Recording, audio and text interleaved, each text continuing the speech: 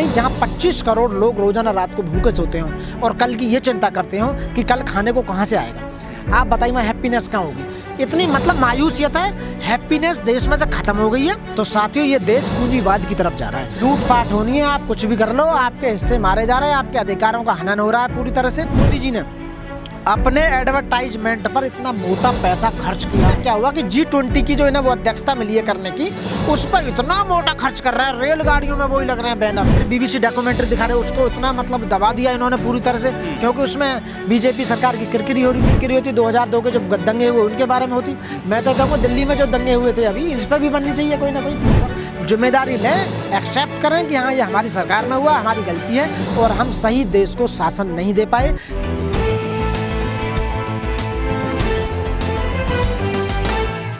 मैं आजकल देख रहा हूँ कुछ समय से ज्यादातर जो लोग हैं वो माथे पर तिलक और पीछे चुटिया, ये ज्यादातर फैशन बन चुका है कि पीछे चुटिया बांध रहे हैं और माथे पर तिलक लगा रहे हैं। मेरा एक दलित भाई मिल गया, मैं बोलने लगा कि भाई तुमने चुटिया क्यों रखा रखी है?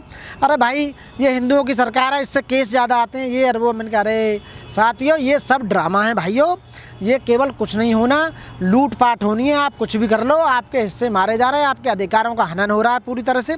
और इस बात को कहते कहते कितने लोग मर चुके हैं। और इन्होंने देखो मोदी जी ने अपने एडवर्टाइजमेंट पर इतना मोटा पैसा खर्च किया है, मैं कह रहा हूँ लाखों करोड़ों रुपया तो एडवर्टाइज पर खर्च किया था। आज अभी ना क्या हुआ कि G20 की जो है ना वो अध्यक्षता मिली है करने की, उस पर इतना मोटा खर्च कर रहा है, रेलगाड़ियों में वही लग रहे हैं बैनर, मेट्रो में वही बैनर लग रहे हैं, बसों में वही बैनर लग रहे हैं। अरे भाई एक दिन पता लग गई कि G20 की भारत को अध्यक्षता मिल गई तो ठीक है, उस पर काम कीजिए। आप भारत की जनता को दिखाना क्या चाह रहे हैं मेरी समझ में ना आवे। पहली बार हो रहा है ना, हाँ वोट भी तो लेना उसके नाम। मैं यही तो कह रहा हूँ, G20 की अध्यक्षता जो मिल रही है उसके अंदर आप काम कीजिए। 20 देशों का एक समूह है, उसकी अध्यक्षता करने को अगली बार किसी और को मिलेगी, इससे पहले किसी और को भी थी, तो उसे देश के सब लोगों को अच्छी तरह पता है कि हाँ अध्यक्षता मिल गई है। तो आप एडवर्टाइजमेंट करके भारत में क्या साबित करना चाह रहे हैं मेरी समझ में नहीं आई। वो तो सबको पता है, एक लाइन पेपर में दे दो या न्यूज पे बता दो, आप छपवा रहे हो जो जगह जगह, कई लाखों करोड़ों रुपया आपका इसी एडवर्टाइजमेंट में जा रहा है। G20 की वो कर रहा है, G20 की वो कर रहा है जी अध्यक्षता भारत। अरे भाई पता है हाँ भारत कर रहा है G20 की, इंटरनेशनल लेवल पर मानते हैं। तो मैं साथियों ये कहूँगा कि आपका पैसा जहाँ लगना चाहिए वहाँ नहीं लग रहा है, गलत जगह पर आपका पैसा लगाया जा रहा है साथियों। वो टैक्स का पैसा है, किसी के घर का पैसा नहीं है साथियों। आप बताइए जिस देश में सब चीज़ों को प्राइवेट करने जा रहे हैं, तो ऐसी सरकार की हमें ज़रूरत नहीं है। सरकार को प्राइवेट करके बाहर निकालो, कोई बढ़िया सी सरकार लेकर आओ साथियों। 2024 में आपके पास मौका है अच्छी सरकार चुनने का, अच्छे लोगों को चुनने का। और साथियों कमाल की बात ये देखो, मीडिया तो दिखाता ना, एक कोई बीजेपी का कार्यकर्ता या कोई कुछ भी कहता था तो उसी को सपोर्ट करने में सब लग जाते हैं। एक बाबा है जो आजकल चल रहा है, उस बाबा को कितने सपोर्ट कर रहे हैं, इतने सपोर्ट कर रहे हैं, मतलब एक गलत बात को ही सही साबित करने में लग जाते हैं ये। अब आप देखिए, भटकाने की हाँ बिल्कुल, मेन मुद्दों पर बात ना करें, इसीलिए तो कि मेन मुद्दों के बारे में पता लगेगी। अब जैसा कि अभी पीछे वो डॉक्यूमेंट्री BBC डॉक्यूमेंट्री दिखा रहे, उसको इतना मतलब दबा दिया इन्होंने पूरी तरह से, क्योंकि उसमें बीजेपी सरकार की किरकिरी हो रही थी, मोदी जी की किरकिरी होती। 2002 के जब दंगे हुए उनके बारे में होती। मैं तो कहूँगा दिल्ली में जो दंगे हुए थे अभी, इस पर भी बननी चाहिए कोई ना कोई। तो इनका लाइबल कौन होगा? जो लोग मर गए, जो संपत्ति, कौन जिम्मेदार होगा? देश का मुखिया जिम्मेदार होगा।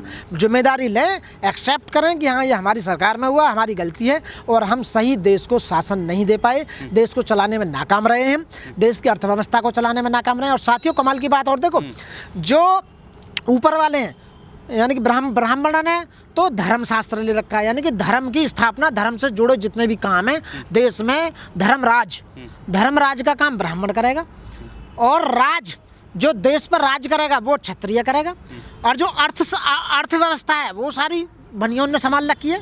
और दलितों के पूरे अधिकारों को हनन करने का काम किया जा रहा है, पूरी तरह उन्हें चौपट करने का काम किया। तुम्हारे बच्चे पढ़ लिख कर ऊपर आना चाहते हैं, उन्हें भी ऊपर नहीं आना देना चाहते, तुम्हें बढ़िया खाना नहीं देना चाहते, तुम्हें बढ़िया रहने, तुम गंदी नाली के किनारों पे, नालों के किनारों पे, गंदी बस्तियाँ जहाँ जोहड़ वगैरह, पानी वगैरह, गंदा मल मूत्र होता है, वहाँ पर तुम्हारे घर हैं। कमाल की बात देखो, आपके स्कूल सरकारी बना दिए हैं, वो भी जहाँ कोई पढ़ाई नहीं चलती, आप एजुकेशन नहीं ले सकते। आपके अस्पताल इतने सरकारी बेकार कर दिए, वहाँ प्रॉपर ट्रीटमेंट नहीं मिल पाता साथियों। डबल भारत बना दिया है बीजेपी ने, प्राइवेट अलग और सरकारी अलग। अब तो मैं कह रहा हूँ चेहरा देख के ये पहचान सकते हैं कि दलित जा रहा है और ये सवर्ण जा रहा। इतनी मतलब मायूसियत है। हैप्पीनेस देश में से ख़त्म हो गई है।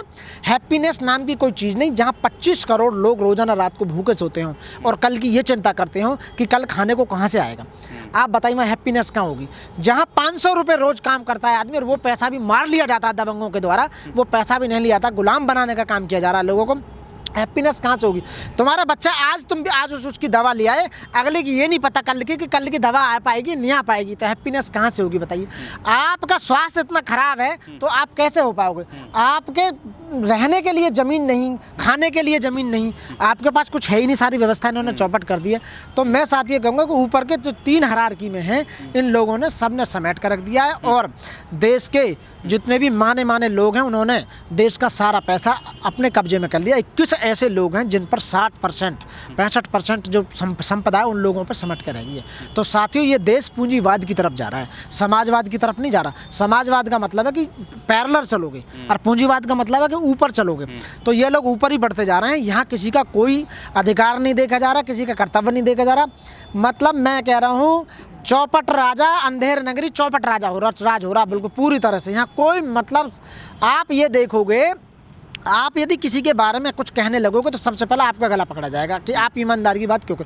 यहाँ ईमानदार की बात कहना अपने आप में गुनाह है। ईमानदार तरह से काम करेगा कोई, उसका अपने आप में गुनाह है। तो साथियों नीचे से लेके ऊपर तक इतना बड़ा भ्रष्टाचार इस सरकार में हुआ है साथियों कि आप सोच नहीं सकते। आप तक तो सारी बातें पहुँचा भी नहीं पाते हो। आप टीवी देखते हो, टीवी पर गलत दिखाए जाते हैं। मेरा कहना टीवी देखना बंद कर दो, केवल सोशल मीडिया से ही आपको सारी बातें पड़ेंगी। और मैं सलूट करता हूँ सोशल मीडिया कर्मियों को, उन भाई पत्रकारों को जो जनता की आवाज़ हर लोगों तक पहुंचाते हैं, दरवाजे तक पहुंचाते हैं, लोगों की सोच को बताते हैं और देश में क्या हो रहा है, आपके खिलाफ क्या रणनीति बनाई जा रही है, आपको कैसे नीचे दबाने का काम किया जा रहा है, ये आप कर रहे हैं। इसलिए अब मैं सलूट करता हूं साथियों, आप सलूट के पात्र हैं, धन्यवाद के पात्र हैं आप लोग। तो मैं साथियों यही कहूँगा कि अडानी को एक प्रिपरेशन के द्वारा उसे ऊपर बढ़ाया गया और अब जब पता चल गई तो वो हकीकत नीचे आ गई, तो नीचे अपने आप शेयर डाउन हो गए, आज नीचे आ गया बिल्कुल।